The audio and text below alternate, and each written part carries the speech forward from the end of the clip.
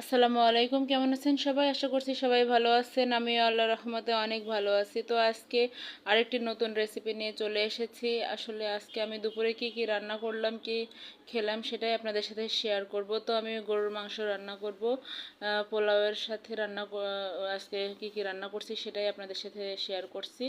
তো প্রথমে মাংসগুলো আমি ম্যারিনেট করে নেব, এই জন্য সমস্ত মশলা দিয়ে দিচ্ছি। পেঁয়াজ কুচি, আদা বাটা, রসুন বাটা, জিরা বাটা, পরিমাণ মতো লবণ, তারপরে মরিচের গুঁড়া, হলুদের গুঁড়া, আর হচ্ছে একটা মশলা দিয়েছি, সেটা হচ্ছে আমি বাসায় তৈরি করেছি। তো সমস্ত উপকরণ দিয়ে আমি সরিষার তেল দিয়ে রান্না করব। সমস্ত উপকরণ দিয়ে সুন্দরভাবে মাংসটি মাখিয়ে নিলাম। এই যে মাংসটি মাখিয়ে নিয়েছি, আমি 15 মিনিট মতো রেস্টে রেখেছি। এরপর চুলায় দিয়ে দিয়েছি। দেখেন, এর মধ্যে দিয়ে দিলাম গরম মশলা, দারচিনি, এলাচ, তেজপাতা দিয়ে সুন্দরভাবে নেড়ে চেড়ে দিচ্ছি।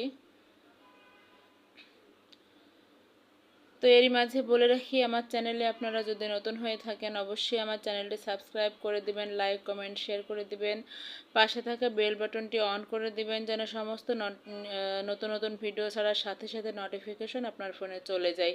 তো মাংসটা আমার রান্না করা হয়ে গেছে, আমি নামিয়ে নিয়েছি। এরপর আমি পোলাও রান্না করব, এই জন্য পানি গরম করে নিয়েছি। আর পেঁয়াজের হচ্ছে বেরেস্তা বানাবো আমি। তেলের মধ্যে পেঁয়াজ দিয়ে দিয়েছি 1 কাপ পরিমাণে। দেখেন, পেঁয়াজের বেরেস্তা অলরেডি হয়ে গেছে আমার, উঠাই ফেলেছি। এর মধ্যে দিয়ে দিলাম দারচিনি, এলাচ, তেজপাতা পোলাওটা রান্না করার জন্য। তো আমি আগে থেকে চাউলগুলো ধুয়ে রেখেছিলাম, তো সেগুলো দিয়ে দিচ্ছি। চাউলটা খুব সুন্দর করে ভেজে নিতে হবে, না হলে পোলাওটা ঝরঝরা হয় না।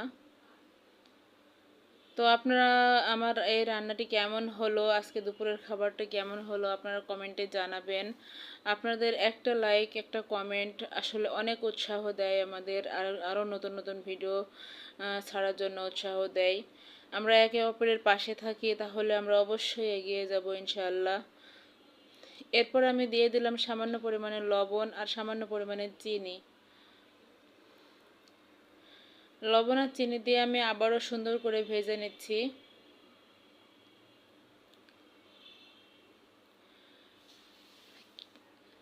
চাউলটা কিভাবে বোঝা যায় যে ভাজা হয়েছে? চাউলের গায়ে দেখা যাবে গিরা গিরা মতো ভাব হয়ে গেছে, তখন বোঝা যাবে যে চাউলটা ভাজা হয়ে গেছে। তো আমার চাউলটা দেখেন অলরেডি খুব সুন্দরভাবে একদম ভাজা হয়ে গেছে। এরপর আমি পানি দিয়ে দিয়েছি, দিয়ে যে আমার পোলাও রেডি হয়ে গেছে। দেখেন কত সুন্দর ভাতটা ঝরঝরা হয়েছে।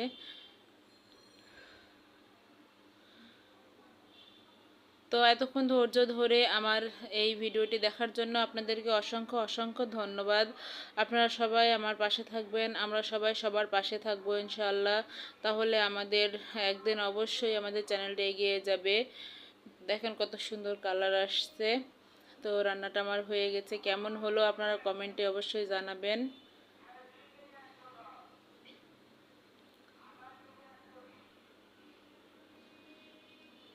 পোলাওটা আমার রান্না হয়ে গেছে। এর সাথে আমি ডিমের কোরমাও করে নিয়েছি, আপনাদের সাথে ওইটা শেয়ার করা হয়নি, অন্য একদিন শেয়ার করব। এই যে ডিমের কোরমাটাও রান্না করেছি। তো সবাই ভালো থাকবেন, ধন্যবাদ সবাইকে, আসসালামু আলাইকুম।